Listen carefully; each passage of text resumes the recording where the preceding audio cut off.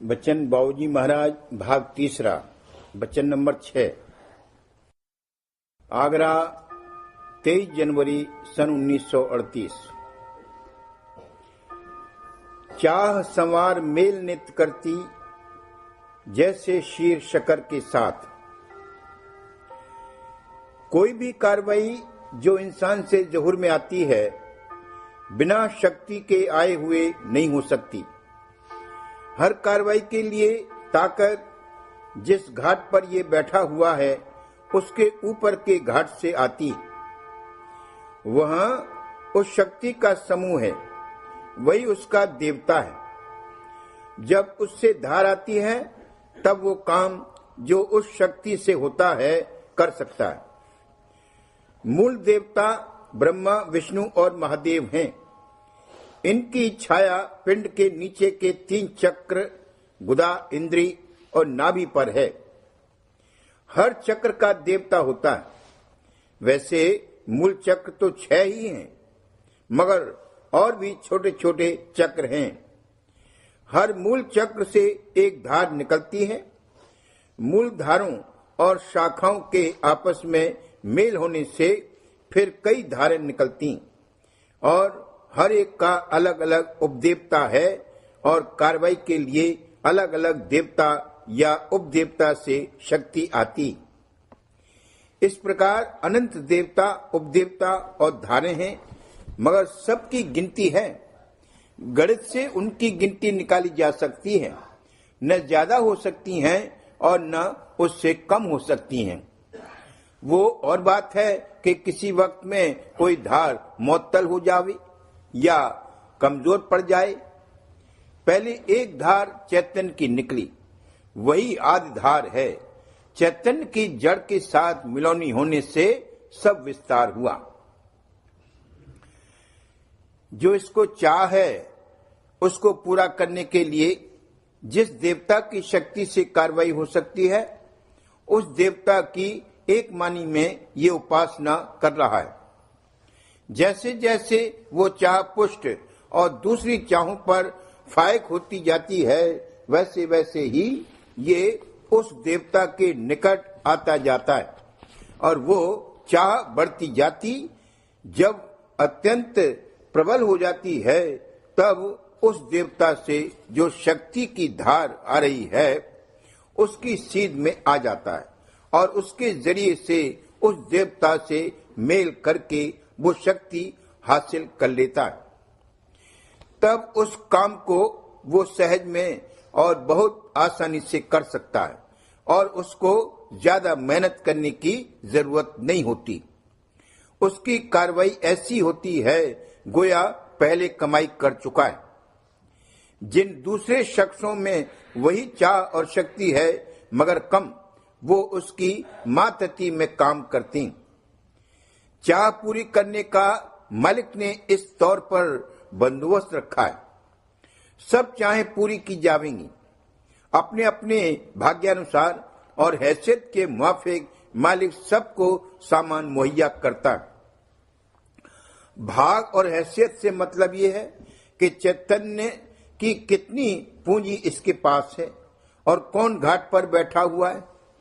चैतन्यता ही पूंजी है। अगर खाने की चाह बहुत प्रबल है तो वो पूरी तो की जाएगी, मगर उसमें ये भेद होगा कि अगर मनुष्य चोले में है तो तरह बतरह के खाने मिल सकते हैं और अगर नीचे उतार हो गया यानी पशु चोले में पहुंच गया है तो वहां पूंजी और हैसियत बहुत कम है, उसके मुआफिक सामान मुहैया होगा। मनुष्य चोले में और हर श्रेणी में भी हैसियत के लिहाज से बहुत दर्जे हैं। इस तरह इन सब चीजों के हिसाब से चाह पूरी करने के लिए कार्रवाई करने की ताकत आती। दूसरी बात यह है कि चाहें बेशुमार हैं और अपने अपने घाट पर पड़ी हुई हैं। किस वक्त में क्या कार्रवाई होगी ये इस पर मुनहसिर है कि उस वक्त में कौन सी चाह अत्यंत प्रबल है। जिस वक्त में जो चाह सबसे ज्यादा जोरावर है उसको पूरा करने का मौका सबसे पहले दिया जाएगा। बहुत सी छोटी छोटी चाहें तो उसमें तहलील हो जाएंगी और उनके लिए अलग कार्रवाई करने की जरूरत नहीं होती। बहुत सी ऐसी चाहें हैं कि वो तहलील नहीं होती, उनके लिए अलग कार्रवाई करनी पड़ेगी। बहुत सी चाहें अपने घाट पर सोई हुई पड़ी हैं, जिनकी इसको खबर भी नहीं। जब उस घाट पर पहुंचेगा तब वो जागेंगी और कर्म करावेंगी। इस प्रकार अंदर में, जैसा कि ऊपर कहा गया है, अनंत चाहों और कर्मों के अंबार मौजूद हैं। जिस वक्त में जो कर्म तैयार हो जाते हैं उनकी कार्रवाई करता है। अब हरेक परमार्थी को अपने अंतर में देखना चाहिए कि परमार्थी चाह का क्या हाल है। आया वो प्रबल और पुष्ट और सब पर फायक है या नहीं। ये ऊपर कहा जा चुका है कि जो चाह अत्यंत प्रबल होगी उसी की कार्रवाई की मुख्यता रहेगी। अगर संसारी चाह यानी धन, संतान, मान बढ़ाई आदि की चाह विशेष है तो उस वक्त में या तो परमार्थी कार्रवाई और करनी नहीं बन सकेगी, और अगर बनेगी तो वो ऐसी न होगी कि अंतर में परमार्थी चाल चल सके। संसार की चाह उसको निगल जाएगी। अंतर में जो सत्य धार आ रही है उसके संबंध और उसकी प्रेरणा से जो चाह पैदा होगी वो कभी नाश तो नहीं हो सकती, मगर कोई काल तक मुअत्तल और कमजोर होकर पड़ी रह सकती। ये कायदा है कि जिस चीज की चाह होती है उसमें तवज्जो जाती है और बार बार तवज्जो जाते जाते वो चाह पुष्ट होती है। वो चीज प्रिय लगती है। इसी को इस घाट पर मोह कहते हैं, प्रीत कहते हैं, और प्रेम के घाट पर पहुंचकर प्रेम कहते हैं। प्रेम की धार यानी सत्य धार, चैतन्य की धार अंतर के अंतर्गत है। वो सब मध्यों के मध्य में है। जब परमार्थ की चाह सब चाहों से विशेष पुष्ट होगी तब उस धार की तरफ खींचेगा, उसके निकट आवेगा।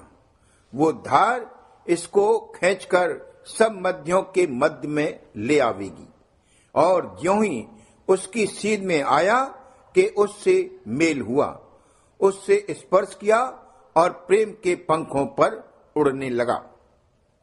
अगर कोई और चाह प्रबल हुई तो उस चाह वाली धार के मध्य में पहुंचेगा, अंतर के अंतर्गत नहीं पहुंचेगा, पर्दे में रहेगा।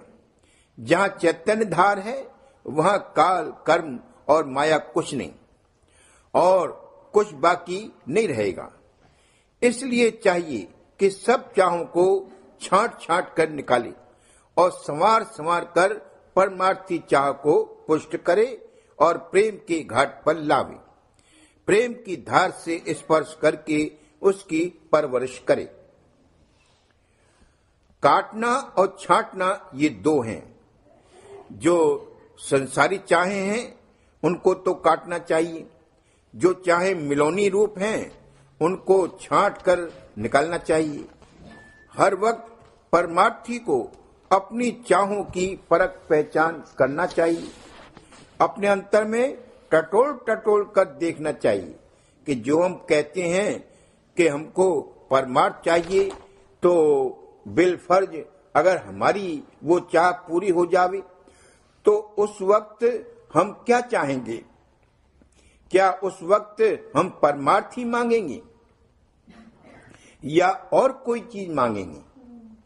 अगर परमार्थ के सिवा और कोई चीज मांगे तो वो परमार्थ में मिलौनी है। परमार्थ की चाह निर्मल नहीं। सोने में जो धातुएं मिली हुई होती हैं उनको तेजाब में डाल डाल कर सोने को साफ किया जाता है।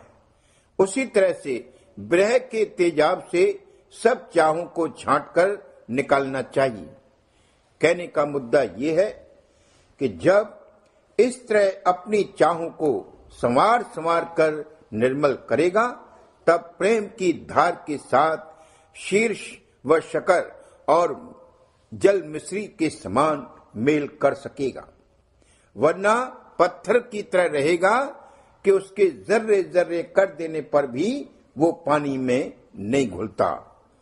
चाह संवार मेल नित करती, जैसे शीर शक्कर के साथ।